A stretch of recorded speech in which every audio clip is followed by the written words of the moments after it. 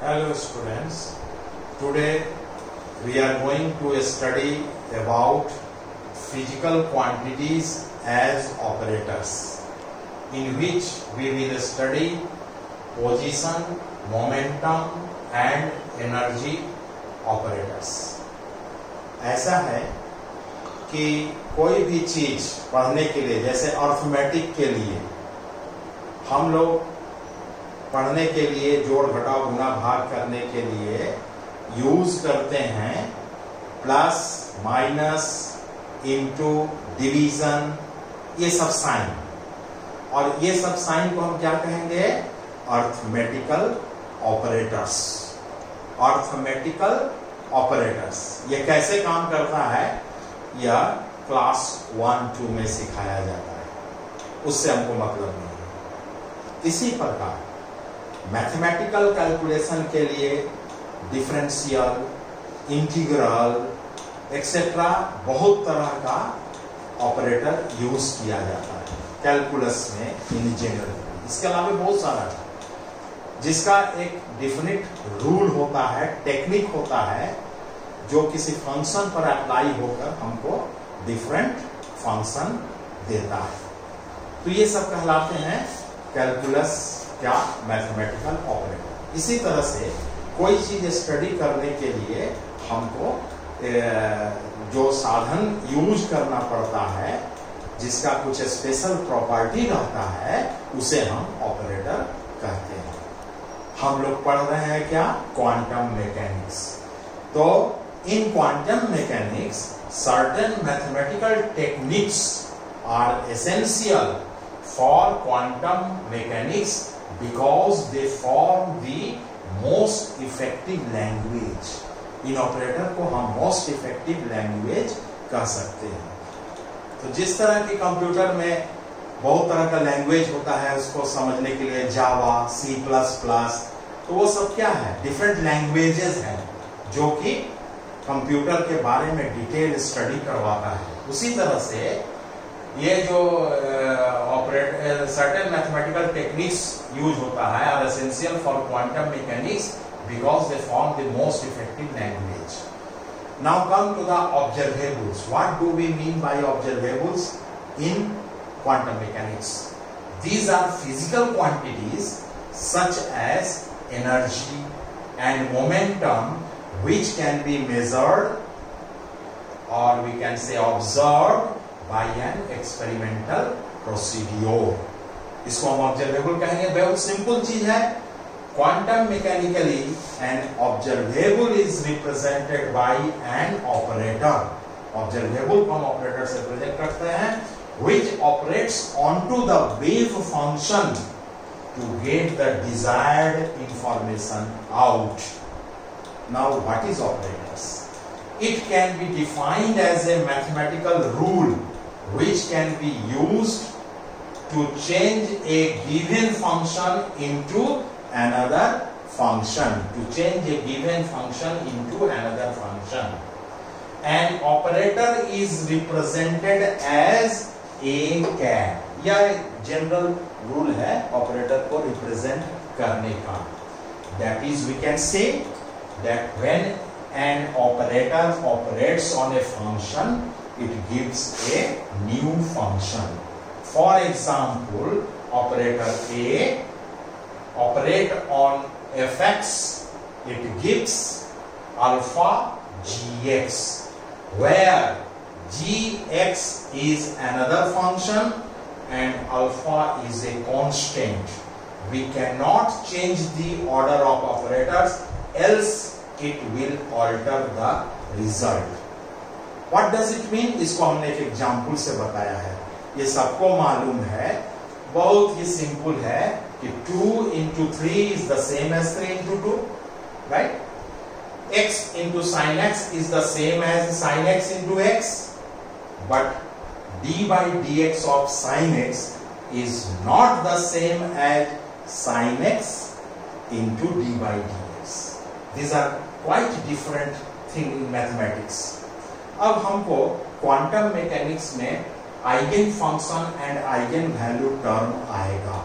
ये सब हम बहुत शॉर्ट में बता रहे हैं। इसीलिए इसको कहा गया है physical quantities as operators topic में। तो क्या है कि when a operator operates on a function then it gives a constant value into function. Such kinds of functions are called eigen function. यहाँ जो हमने फंक्शन लिखा है ना, इसको हम कहेंगे eigen function, and the constant is known as its eigen value. For example, a cap psi x equal to a small a psi x.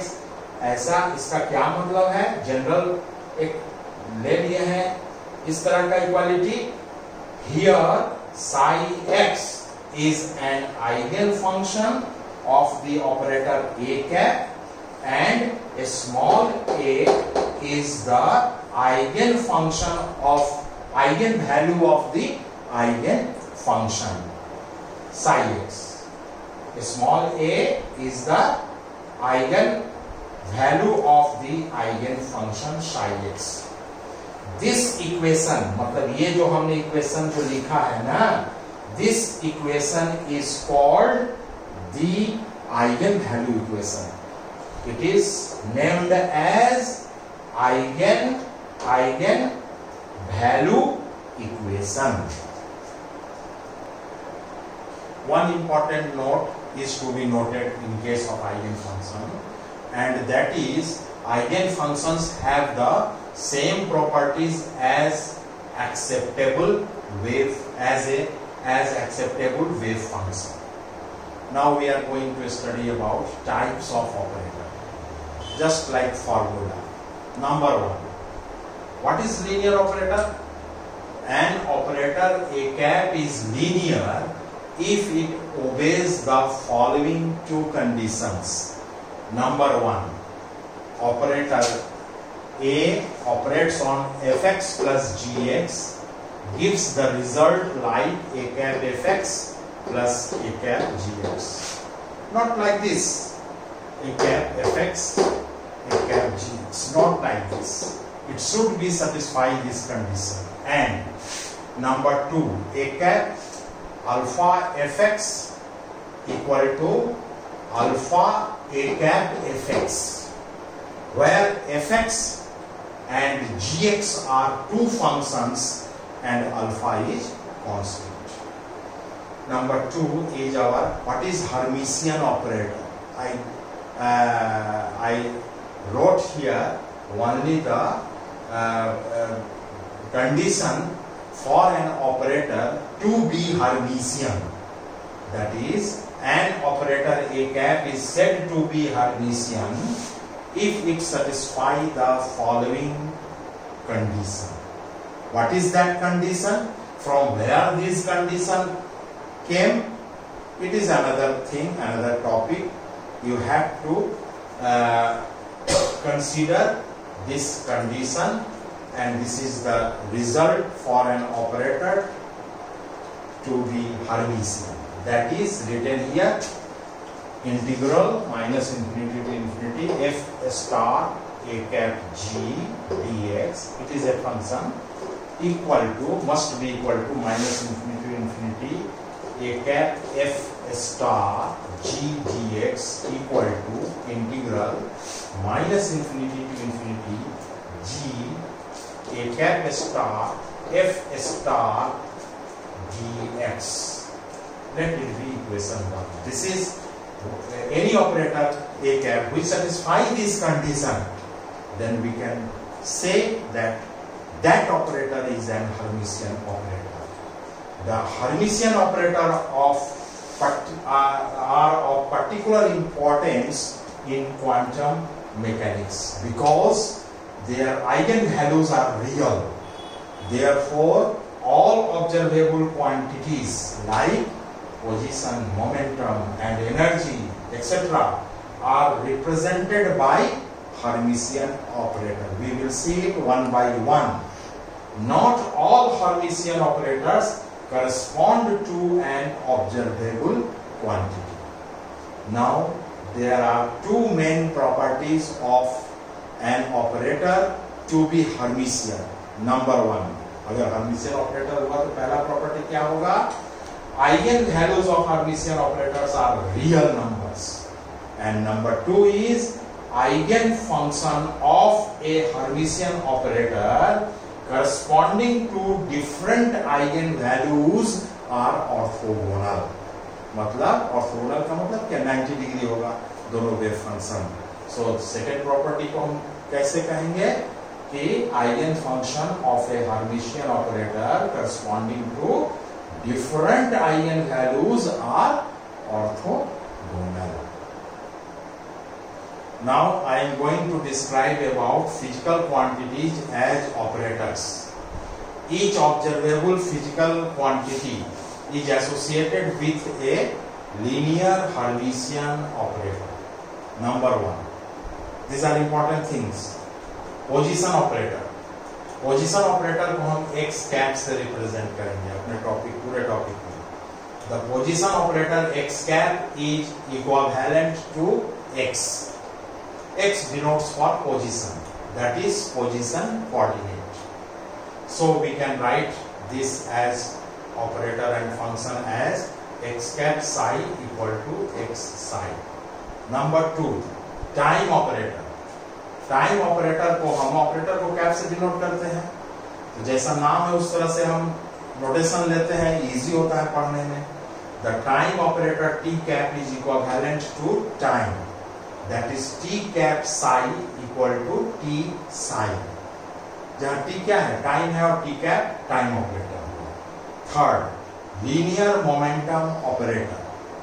Linear momentum operator along the x direction को हम px cap से denote करेंगे. Is given by minus I h cut del by del x. That is momentum operator px cap को wave function psi में apply करेंगे तो it will give minus I H cut del by del x psi. अब इस चीज को momentum operator इतना होता है, इसको हम डिराइव करेंगे. So come to the derivation part. The wave function associated with a free particle is, हम लोग पढ़ चुके हैं हाइजेनबर्ग सर्टेनिटी प्रिंसिपल, और उसके बाद Schrodinger time dependent, Schrodinger time independent equation में पढ़ चुके हैं कि the wave function associated with a free particle is psi xt, x for position, t for time, is equal to a e का power minus i by h cut et minus px x. Let motion is along x direction, तो इसको हम partial differentiate करेंगे with respect to x. It will give this values partial differentiation से. तो i px by h cut हो गया और इसका वैल्यू है psi x, सो psi x. अब इसको सिंप्लीफाई किया तो this can be written as h cut by i del psi by del x equal to px psi. Arrange करके देख लो, यही हो जाएगा. इसको हम लिख सकते हैं, इसको लेफ्ट में ले गए, इसको राइट में ले आए, तो px psi equal to minus i h cut by i को हम माइनस i h कट लिख सकते हैं, del by del x psi. Let it be equation 2. This equation 2 shows that the effect of multiplying the wave function psi with px is equivalent to applying the operator minus I h cut del by del x. So, along x direction momentum operator px cap का value क्या हो जाएगा? minus I h cut del by del x. Similarly, y direction में क्या हो जाएगा? py cap equal to minus I H cut partial differentiation del by del y, and pz cap equal to minus I H cut del by del z. इसलिए general in 3 dimension, motion in 3 dimension में momentum operator मेरा क्या हो जाएगा? p cap. इसको ध्यान देना है यहाँ पर, p cap in 3 dimension motion में it will be minus a h cut I h cut vector del. Vector del is Laplace operator है, minus I h cut del cap bracket में, इसलिए यहाँ लिखा हुआ है, ब्रैकेट में ये चीज लिखा हुआ है, देख लेना ध्यान से. नहीं दिख रहा है तो उसको नोट कर लो. For 3 dimensional motion. 3 dimensional motion में momentum operator P cap is minus I H cut vector del, और एक्स वाई और जेड में क्या होगा पहले हम लोग लिख चुके हैं और हम बता भी चुके हैं। Fourth operator is total energy operator, और इस टोटल एनर्जी ऑपरेटर को ही हैमिल्टोनियन नाम दिया गया है। यह क्या है? The operator associated with total energy is called the Hamiltonian operator. What is Hamiltonian operator? तो उसमें लिखना होगा the operator associated with total energy is called the Hamiltonian operator. It is denoted by capital H cap and has 2 forms. इसका 2 form होते हैं, रूप होते हैं। नंबर 1 है टाइम डिपेंडेंट, उस समय हम इसको E कैप से रिप्रेजेंट करेंगे and that will be equal to I H cut del by del T.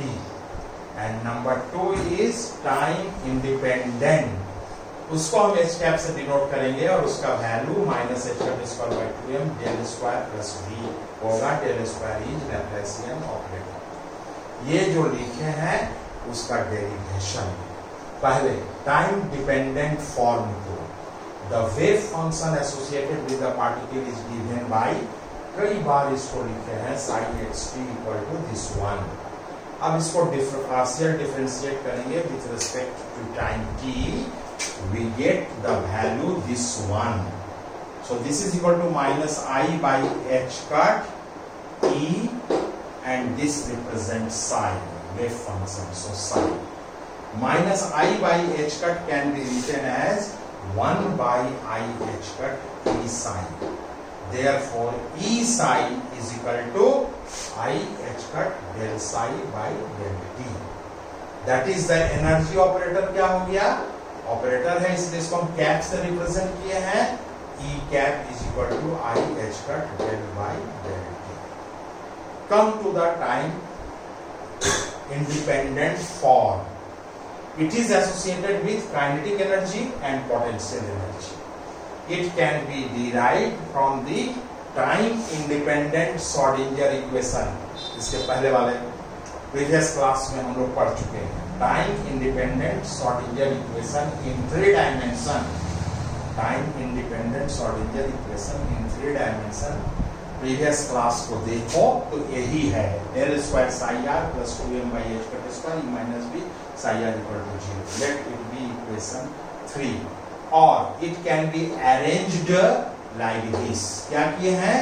H cut square minus H cut square by 2m सब मल्टीप्लाई किए हैं इसको, तो फर्स्ट टर्म आ गया minus H cut square by 2m del square psi r, और इसको arrange करेंगे तो अरेंज करके देख लो, अभी तुरंत पता चल जाएगा। ये आ जाएगा माइनस से किया तो प्लस हो जाएगा v psi r, and this is equal to e psi r. अब इसको हम ब्रैकेटेड में लिख दिया, minus H cut square 2m del square plus v psi r common ले लीजिए, बहुत सिंपल सिंपलीफिकेशन है, equal to e psi r. और ये जो क्वांटिटी है इसी को हम एच कैप से रिप्रेजेंट करेंगे, Hamiltonian operator psi r equal to e psi r. ये आइगन वैल्यू इक्वेशन हो गया, ये ऑपरेटर हो गया, ये आइगन फंक्शन आइगन वैल्यू हो गया, ये आइगन फंक्शन हो गया। Let it be equation number 4 where h cap बराबर मेरा क्या है? एच कैप बराबर यही ना है ब्रैकेटेड टर्म, एच कैप बराबर है minus H cut square by 2m del square plus v is the Hamiltonian operator. This is all about our today's class. In our next class we will study angular momentum operator and commutation of operators.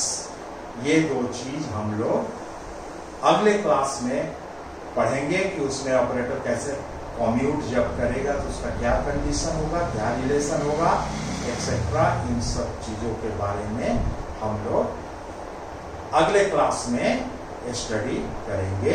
Thank you very much.